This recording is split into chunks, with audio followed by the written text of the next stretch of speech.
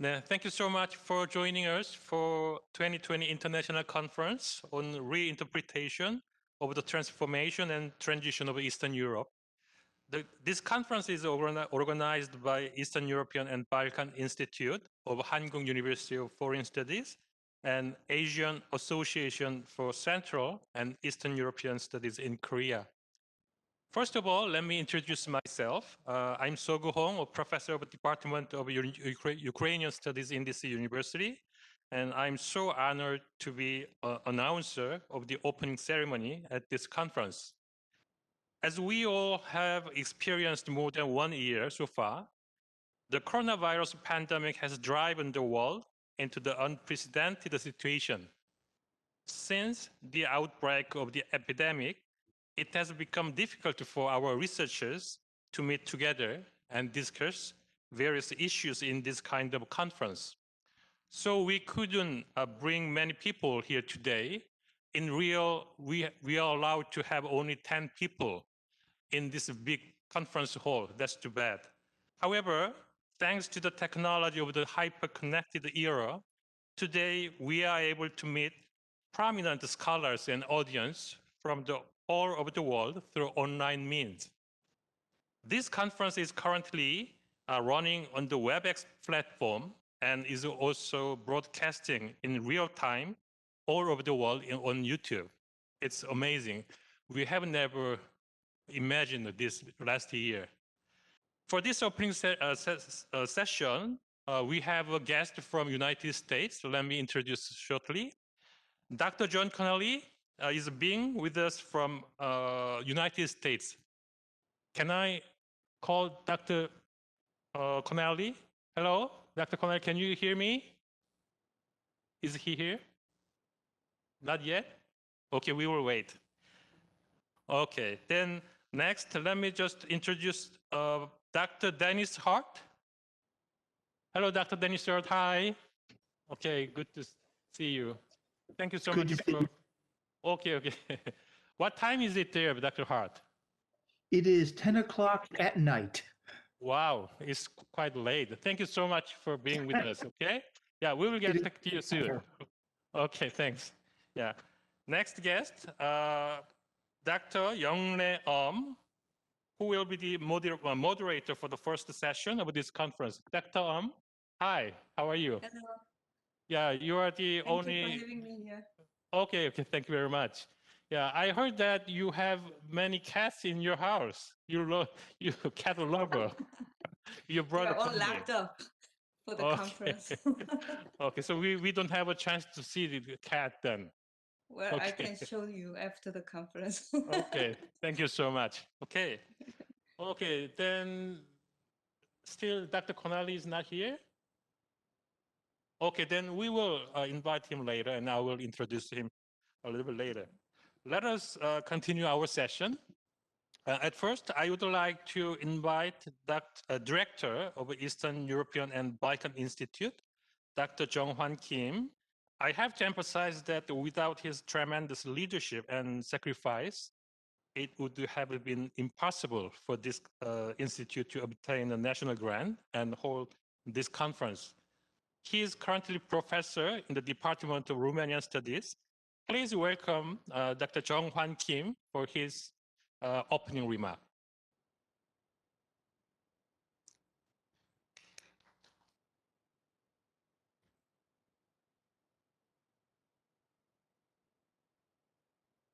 Good afternoon.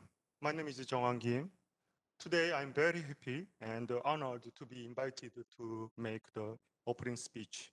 First of all, I'd like to thank you everyone who contribute to the preparation of this conference, especially the researchers at our institute and the staff of the information service team of our university. In addition, very special guests are participating to this event today. I would like to express my gratitude to the Ambassador of Poland, Mr. Dr. Piotr Ostaszewski. Professor John Connolly, Director of Institute of Slavic, Eastern European, and Eurasian Studies at UC Berkeley, who will give the keynote speech. and Professor Young Neom, Professor Dennis Hart, Mr. Tomasz Biezbowski, Professor Mies Swaap-Sprenger, Professor Matei Geboyanu, Professor Taeyeon Eom, Professor Shin-Gyu Kim, Professor Sogu Hong for the presentations and the discussions of the session. Dear colleague professors and researchers, 30 years have passed since the beginning of the transition of Eastern Europe from communism to democracy, and 15 since the beginning of integration of Eastern European countries to the European Union. In 1989, the communist system collapsed, and the transition to a new system began. Around 2004, several Eastern European countries began to join the EU. In order to comprehensively analyze and evaluate these two major transformations in Eastern Europe, our institute has been working on a long-term project with the support of the National Research Foundation of Korea since 2019. In December last year and October this year, two conferences were organized by our institute, and through these two events, the participants shared information and researched on the historical significance of the transition to Eastern Europe. In addition, the first special book linked to this project is to be published soon, and a new book is being prepared. Unfortunately, due to pandemic, we were unable to hold the international conference that was planned from last year. However, the situation has provided a good opportunity for our institute to organize a conference on an online platform. The great transition of Eastern European symbolized the transformation from communism and socialism to democracy and the market economy over the course of years. I believe that Professor John Connelly's keynote speech, which outlines Eastern European studies, together with all presentations in each session, will enrich our knowledge. In this context, today's conference is expected to provide many implications for scholars studying Eastern Europe. And finally, I'm grateful especially to all the people for welcoming us on the online platform. Thank you very much. Yeah, thank you so much. Yep. We have one more organizer of this conference, who is the president of Asian Association for Central and Eastern European Studies in Korea. The president, Sung-Hwan Kim, is one of the founders of the College of Eastern European Studies at this university, and he has played a significant role in the development of Eastern European Studies in Korea. And he is currently a professor at the Faculty of South Slavic Studies. Please welcome President Sung-Hwan Kim for his welcoming remark. Okay, please.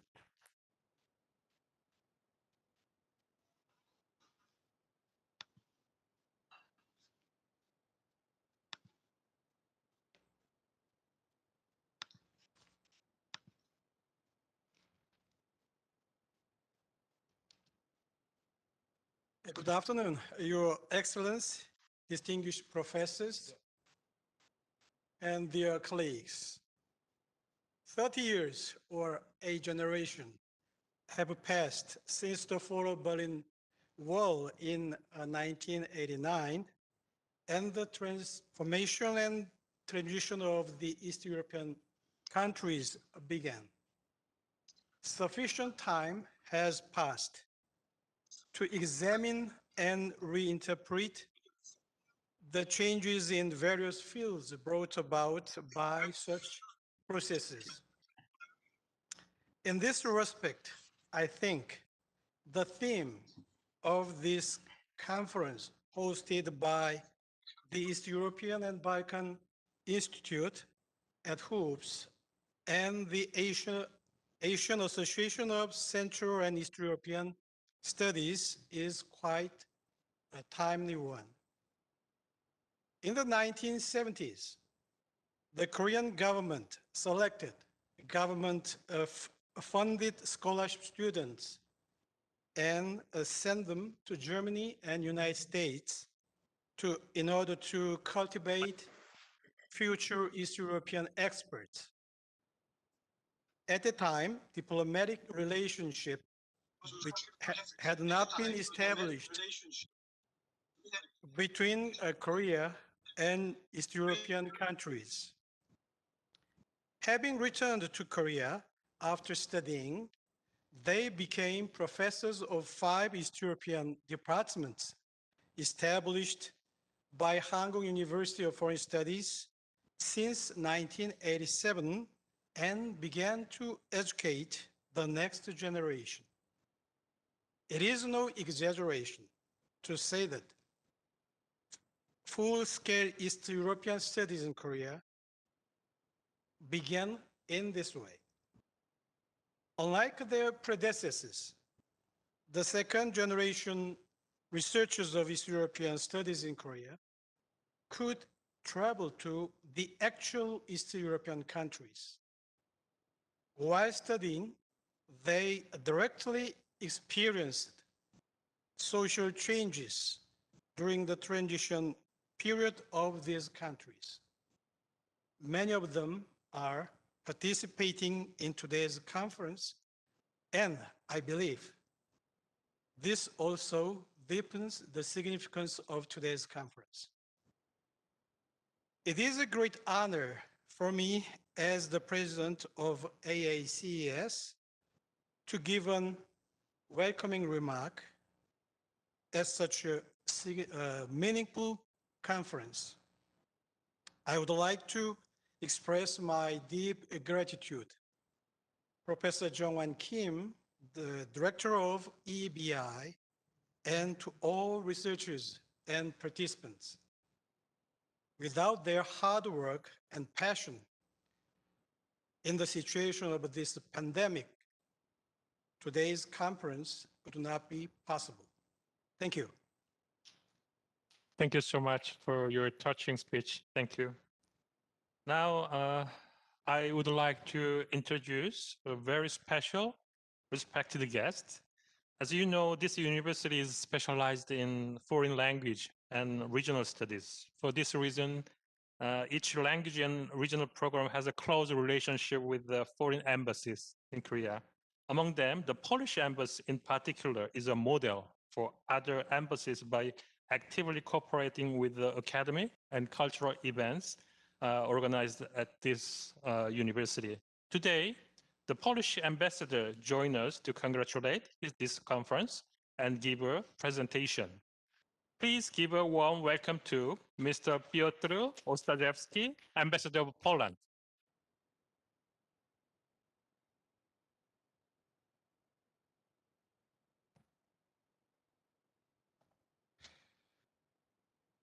Dear Professor Kim Jong-hwan, Director of East European and Balkan Institute, Hanguk University of Foreign Studies, Professor Kim Song-hwan, President of Asia Association of Central and Eastern European Studies, Hanguk University of Foreign Studies, Professor John Conley, Director of Institute of Slavic, East European and Euro-Asian Studies, University of California, Berkeley, Professor Dennis Hart, CEO and founder, Optimus International Education Consulting, Professor Yongre from University of Texas, Rio Grande Valley, Professor Mieczysław Sprengel from Adam Mickiewicz University, Poznań, Professor Matej Geboianu from University of Bucharest, ladies and gentlemen. I am very glad I could participate in the conference which is devoted to the region I come from. I hope I understand, and I am positive has always been a very good field for research. I am very grateful for the organizers who were not discouraged by the COVID-19 pandemic and gathered us together. Wholeheartedly, I would like to express my gratitude for this event. Although transformation in Central and Eastern Europe has been launched more than 3 decades ago, and although to some extent some of its chapters seem to be closed, it is still proceeding, of course in various ways. Needless to say, how important phenomenon it is, especially here in Korea. To do research over transformation in those regions is to be aware of differences between countries and their economic systems. However, it should be emphasized transformation is a painful process bearing economic, social, and political consequences, and it can be reasonably evaluated only from the long-time perspective. Are we able to do this? The floor is ours. Thank you. Yeah, thank you so much once again. Now it's time for inviting our keynote speakers. Let me just call Dr. Connelly. Dr. John Connelly, can you hear me? Good afternoon, or good evening, or good morning, depending on where you are. My name is John Connelly, and I'm going to now give a presentation on the subject From Anti-Communism to Illiberalism, East Central Europe since 1989. If you survey the collapse of communism in Eastern Europe in the late 1980s, two countries stand out as having pushed for change: Poland and Hungary. They produced the bloc's strongest dissident movements and counted significant groups of communist reformers who followed Soviet leader Mikhail Gorbachev's course of restructuring economies and reducing restraints on public expression. In late 1988, the Hungarian and Polish Communist Party leaderships, under pressure from their societies, decided to involve a variety of political forces in governance, including the opposition, through multi-candidate elections. And in 1989, the Catholic intellectual Tadeusz Mazowiecki became the bloc's first non-communist premier in the post-war era. The rest of the bloc followed suit with greater and lesser doses of drama. In hardline East Germany, Czechoslovakia, Romania, or Bulgaria, leaders had staunchly resisted Gorbachev's calls for reform. And in each, transition to democracy featured moments of high tension. Romania, for instance, witnessed civil war. Because of the gradual movement toward change over several years, Hungary and Poland were spared those moments of violence. Yet today, Poland and Hungary seem frontrunners in change of a different kind. They are moving into new terrain, to forms of right-wing populism that dismantle vital protections of the liberal order.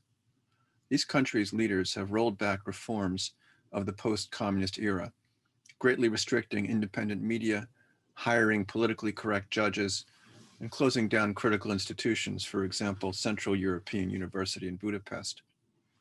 They've also employed nationally chauvinist obscurantist rhetoric that had seemed left behind in 1989, indeed in 1945. From the optimistic liberal perspective that many of us had in 1989, history seems to be moving backwards. In the remarks that follow, I would like to chart the movement from communism to liberalism and then to illiberalism in these two countries and seek answers.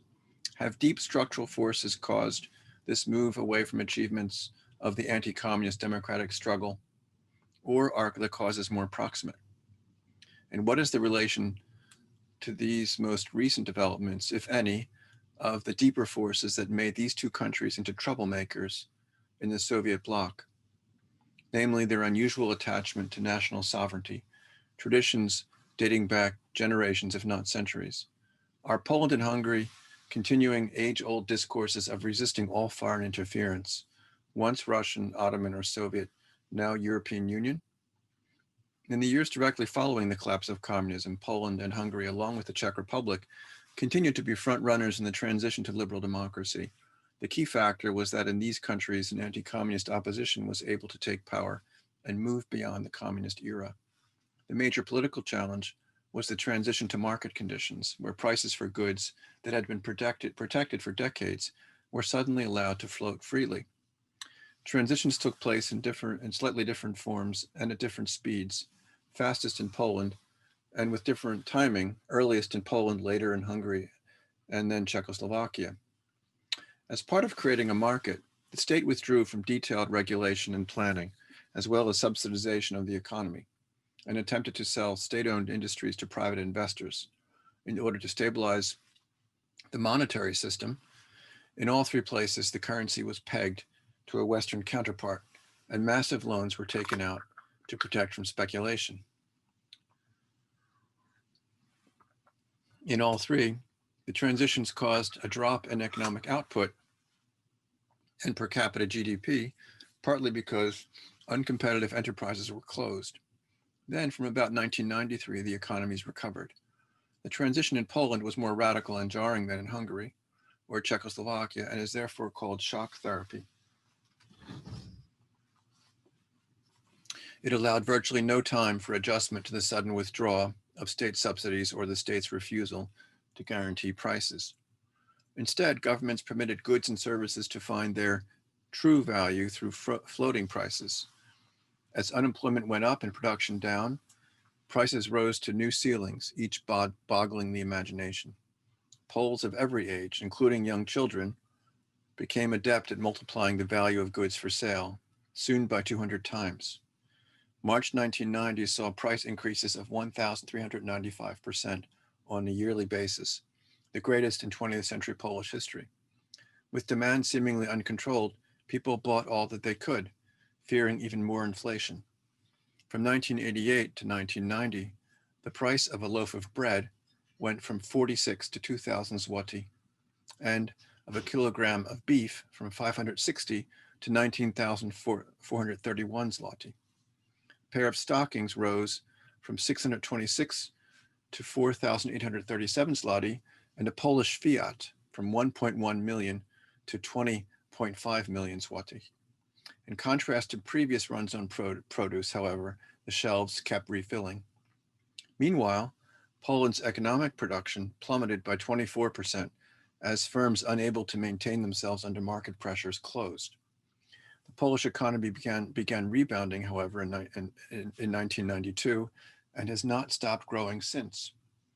Inflation dropped steadily from 553% in 1990 to 15% in 1997, a figure that remained relatively high, but not too high for continued economic growth. Unemployment reached 16.4% in 1993 and dropped to 10% by 1997. By 2005, Poland was able to meet basic criteria for full membership in the European Economic and Monetary Union, measured in limits to the rate of inflation, the government budget deficit, and long-term interest rates, as well as exchange rate stability. How did the democratic political system absorb this massive suffering? What about the obvious potential problem, namely mass protest in the streets? The answer is that the still inchoate, not fully formed democracy permitted the early governments to push through austerity programs that might have foundered in a more developed parliamentary system, where an opposition would be able to mobilize supporters on the street. Paradoxically, a more rapidly forming democracy would have made transition to democracy more difficult. For all the use of the word shock or even revolution, what seemed remarkable to observers at the time was how little the changes struck Poles, Czechs, or Hungarians as out of the ordinary. When the author Eva Hoffmann visited Poland in May 1991, she found people going about business without deeper reflection. I keep being surprised at the lack of surprise in this room, she noted after dinner with the staff of the newspaper Gazeta Wyborcza, at how much people take this enormous tidal shift in stride, as if it were the most natural thing in the world. She attributed Poles' stoical sobriety to an absence of alternatives. The new reality was normal, and the previous one had been absurd. The supposed lack of alternatives became most evident when voters chose alternative parties. In 1993-94, voters in Poland and Hungary threw out the disciples of shock therapy and replaced them with members of the old communist parties, now called Social Democrats, or in Poland, SLD. Hungary's post-communists, called socialists, got an absolute majority in parliament, and in Poland, the Social Democrats teamed with the old peasant party. The return of successor organizations to the communist parties seemed shocking at the time. In Poland, the party had gone from losing every contested seat in 1989 to forming the country's first stable government in a coalition in 1993 with 20.41% of the vote, and then a second government in 2001 with 41.04% of the vote. Yet rather than return to the past, the new governments only mildly adjusted the processes of transition. In Poland, the new rulers slightly slowed the pace of privatization, and in Hungary, if anything, the post-communists went further than their predecessors in pushing austerity. The trend was continuity. In Poland, the outgoing Minister for Privatization, the staunchly liberal economist Janusz Lewandowski, lauded post-communist finance ministers for having, quote, maintained a stable currency, defended private property and contracts, and pursued responsible macroeconomic policies. Still, there were differences. Post-communists focused on voters' concerns and continued reform, at first with greater competence than the post-Solidarity camp of former dissidents that had taken the reins of rule in 1989. In this period, Poland's voters consistently related their post-communists in the SLD as the most professional and competent of Polish parties. Still, regardless of whether left, center, or right, the governments in Poland and Hungary showed sensitivity for the social costs of transition. Governments provided unemployment benefits and maintained so-called work offices that helped workers find jobs and get job training. They provided aid for families with children whose incomes fell beneath certain levels and guaranteed minimum subsistence. Thus, neoliberalism, harsh as it was, did not destroy social welfare and in some cases improved it. Still, as we will see, the transitions affected differing social groups in differing ways. Neither then nor now has anyone identified viable alternatives. Decades later, the leading Hungarian economist János Kornai still refused to offer quote-unquote solutions. The historian Ivan T. Berend argued that the transformation did not have to proceed or shouldn't have proceeded so rapidly. For example, it had not been necessary to devalue currencies so steeply. Trade liberalization could have proceeded more slowly so that domestic industries would have had more time to adapt to new circumstances. But for Berend, too, the basic idea was to achieve macroeconomic stability in a capitalist economy, and he agreed that some shock was necessary, including major elements of reform, stabilization, privatization, and marketization. For Poland and Hungary, it would be developments in the first decade of the new century that have proved decisive in permitting the rise and breakthrough of anti-democratic forces in the second. The most important factor was the increasingly evident and extraordinary corruption of the center-left establishment, which had charted so much success in the 1990s. In Poland, it turned out that a range of connections existed between organized crime and high-ranking SLD politicians, and the country was rocked by two bribery scandals, one involving the media, the other involving the energy sector. This led to deep electoral losses in 2005 and the first rise of a government dominated by the populist PIS party, Law and Justice. It did not help that the economy was momentarily slumping, with unemployment reaching 19%. Especially hard hit were small town and village areas, largely in Central and Eastern Poland, where the populists would solidify their political base. Hungary also witnessed a protracted economic slump in the early 2000s, and then in September 2006, a tape recording suddenly emerged of a Socialist Party meeting a few months previously, in which the Prime Minister, Ferenc Gyurcsány, himself a wealthy businessman of humble origins, using language spiced with obscenities, admitted that his party had pursued a disastrous economic policy and had been lying about it. In words never meant to become public, he said, "We have been doing nothing for the past 4 years. Nothing. You can't name a single government measure we can be proud of. I've almost killed myself having to pretend we are governing. Instead, we've been lying morning, noon, and night." The speech was leaked and became a sensation, leading to mass protests and the beginning of an extraordinary mobilization of the nationalist right. With this speech that was meant to be kept secret, Gyurcsány had been trying to jolt his party into acceptance of further painful reforms, to make a conscious break with the politics of dishonest compromise.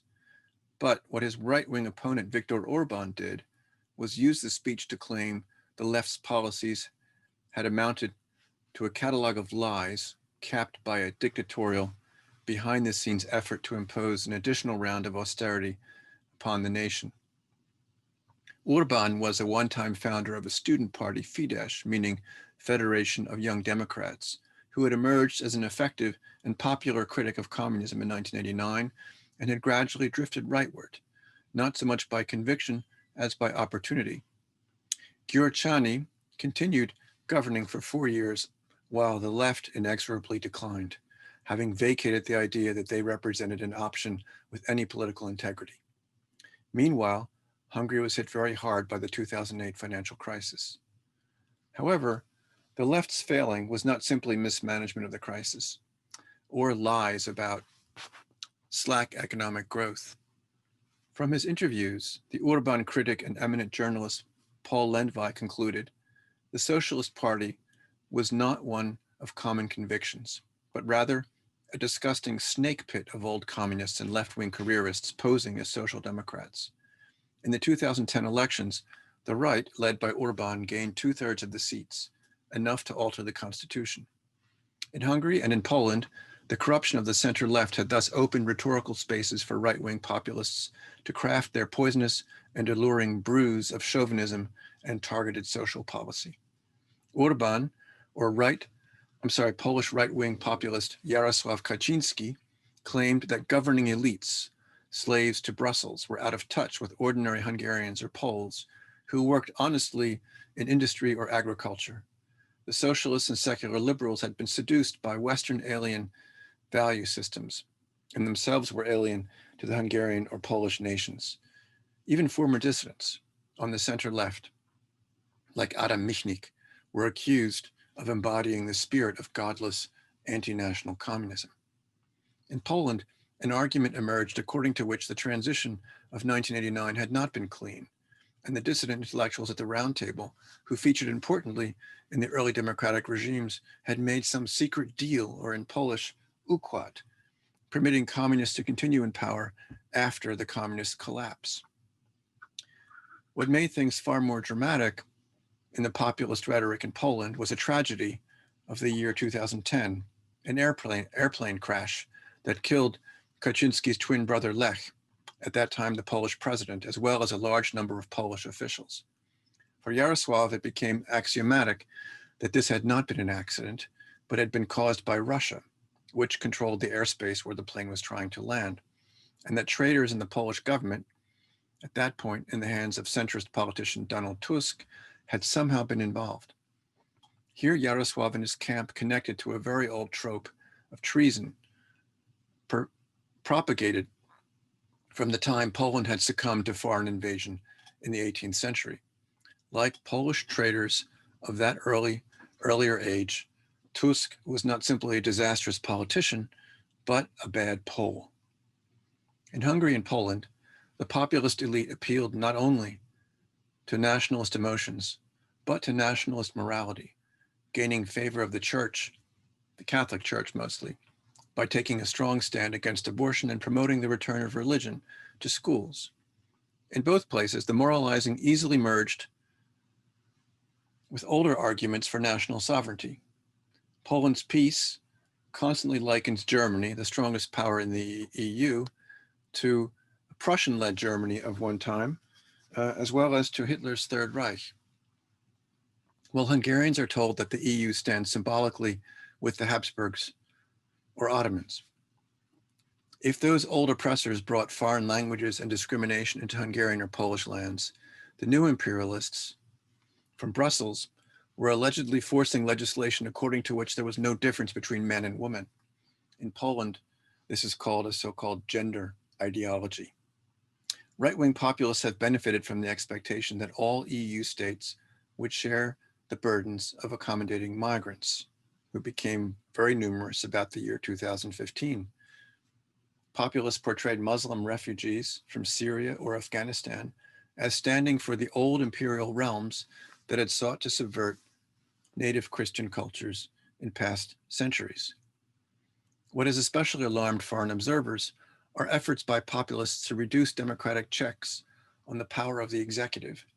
In both countries, the governments have taken possession of state television and radio and used associates to buy out newspapers, crippling the ability of citizens to attain unbiased reporting about politics.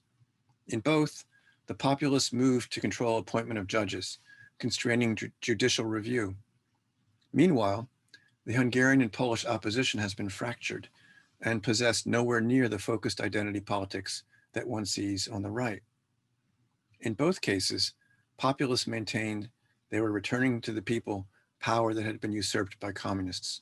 Viktor Orban accuses his opponents of behaving in a dictatorial manner and leaving democracy unable to defend itself. But he also says the nation, by definition, cannot be in opposition, meaning that the nation's party, his party, can never justify ceding power. This is also the sentiment of the populist currently occupying the White House in the United States. It's inconceivable, in his rhetoric, that a party embodying the will of the people can cede power, can lose an election. But the method of maintaining a hold on power in Hungary, as in the US, is to use cultural wars rhetoric to make divisions within the nation even deeper.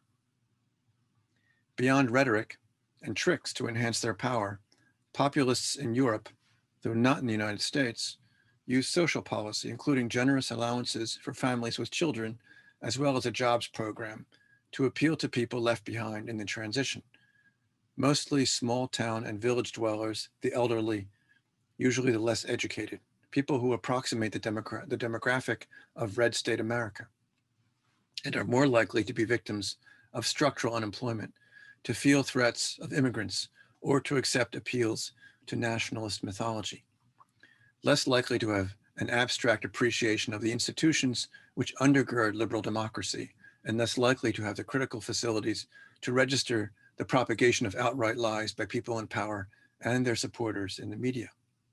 For example, the popular and controversial Father Rydzyk in Poland, who runs a station called Radio Maria, which features a predictable mixture of religious programming and right-wing propaganda, including allegations that Poland is threatened by international conspiracies of Freemasons and of Jews. In sum, given opportunities opened by failings of the center-left, the populists under Orban and Kaczynski have consolidated, using much more than just rhetoric and manipulation. In line with their historical populist forebears of right and left going back generations, including figures like Mussolini or Hitler, they do not leave economic or social policy to market forces, but actively intervene, for example, with subsidies of childcare and works programs, here too, taking advantage of openings created by the left liberals. So now I'd like to offer some conclusions. First, what makes the story I've been telling all the more painful is that Poland and Hungary, along with the region as a whole, have in the last 3 decades also witnessed economic growth of historic proportions. Poland's GDP, for example, has grown 7-fold. Everywhere throughout the former Soviet bloc, that is the countries between the former Soviet Union and Germany, life expectancy has increased dramatically, and the countries have not reproduced the glaring inequalities seen in much of the West, while they have been gradually closing a wealth gap to the West. But what is all this progress worth if Poland and Hungary are evolving into single-party dictatorships, which might act as a model for others? Second, could this outcome have been avoided? On the one hand, one can argue that without certain contingent circumstances, like the release of that scandalous tape in Hungary in 2006, or the plane crash in Poland in 2010, populists would not have had the opportunities to exploit that they have had. But on the other hand, the right has exploited a pervasive failing of the center-left that appears structural, an arrogant belief that it knew what was needed for the population, an unwillingness to involve ordinary people in governance. In other words, a failure to conduct a democratic order in a way that really empowered people in governance every step of the way. Hungarian critics say the system populists have been dismantling was not democratic to begin with, but instead featured rule of party elites, partitocracy, they call it, out of touch with citizens and willing and able to enrich itself and extend patronage to networks of friends and associates. The right has been wrong to speak of an actual deal, an układ, of one-time dissidents with ex-communists in Poland, but in the 1990s, there was a lot of influence peddling among elites with connections to the old Communist Party elite. The net effect was to devastate popular faith in liberal democracy. Third, as I have just stated, the economic transition indeed featured impressive growth, but still unacceptably high costs for much of the population. If it's difficult to identify alternatives to neoliberal economics, it's also ironic that the communist regimes of the late 1980s democratized precisely to offset resistance to necessary and difficult transformations by expanding participation in the political system. Yet, once in government, liberals and left liberals promoted not only the idea that there were no alternatives, but that it was pointless to talk about economics and thus politics at all. In other words, it effectively re-disenfranchised the citizenry.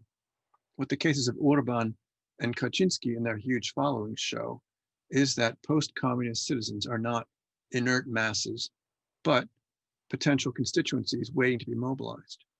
The gravest failing of the left liberals was to allow themselves to expose themselves to devastating criticisms in terms of the culture wars, that is, arguments that Polish or Hungarian Christian nations were supposedly threatened by dark forces from without, while also lagging on social policy and taking for granted that entire regions and towns would suffer the costs of transition, while other regions prospered. In effect, a red Poland and a blue Poland. Another irony is that the populists have used the tools of liberal democracy neglected by their liberal rivals in order to undo liberal democracy. Fourth, I'll end where I started, with two front-running countries propelled by the same kind of story of ancient European nations supposedly defending themselves in order, yet again, to protect sovereignty against imperialism. Perhaps it is the strength of such a narrative in Poland or Hungary and its comparative weakness in Czechia, Slovakia, Romania, or Bulgaria that explains the continued unusual positions of resistance of Poland and Hungary, once against Habsburg or Soviet rule, now against the EU. Unfortunately, the left and center left have not figured out how to connect their liberal rhetoric to nationalism and the potentials national identification offers to unite a citizenry behind a cause and behind a state. The stories of heroic struggles for identity and independence deep in the past, the idea that something unites a people beyond convenience or naked shared material interests, what might be called a rhetoric of values, which, when propelled by fear, energizes right-wing populist politics everywhere. The center-left needs to find an alternative language and politics that is stronger, but that will be difficult because it cannot emulate two strategies the right has used for firming its power: systematically propagating big lies and doing that all the time, and spreading the idea that the nation is beset by enemies and foreigners inside and out. But ultimately, history suggests that there are limits on how far states can go in maintaining growing gaps between reality and illusion. Poland and Hungary have just encountered one in their efforts to place a veto on the European Union budget. The cost in euros for their supposed moral rectitude, their insistence they would not cave in to demands that foreigners determine what rule of law would mean for Poles and Hungarians, would have been too great. Unlike fascist regimes that went down in flames in 1945, it seems that right-wing populists in Poland and Hungary, because they represent small states that have benefited so much from Europe's largesse, will, if they continue their present illiberal courses, damage only themselves. And when that becomes too painfully evident for the respective populations, for example, when in order to placate the Catholic Church, its hierarchy in any case, the Polish government pushes through an abortion law that 3/5 of Poles oppose, one can hope that the mechanisms of democracy will finally kick in and lead to what was called in 1989 a regime change.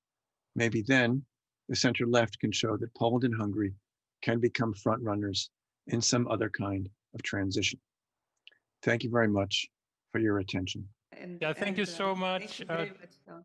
Yeah, Dr. And Dr. John Connolly and Dr. Hart. Yeah, we could understand the main point of your speech. So yeah, don't worry. And also we believe that the topics and questions presented by Dr. John Connolly will be the basis for our discussion and in the next two sessions. So we will discuss other questions in the following sessions.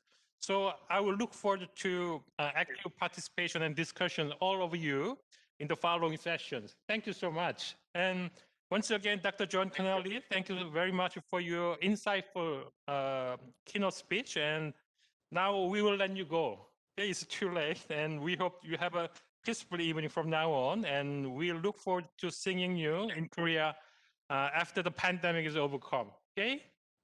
Yeah, thank you very much. Okay, thank you very much. Yeah, and let us wrap up at the opening session now. We will have very interesting presentation and discussion in the following two sessions.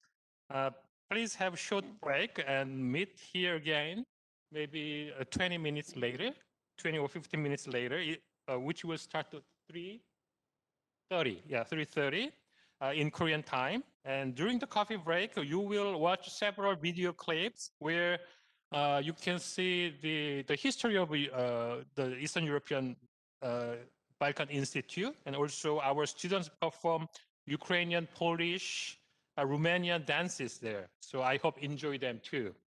So thank you so much for being with us in the opening ceremony, and see you soon in the first session. Thank you very much.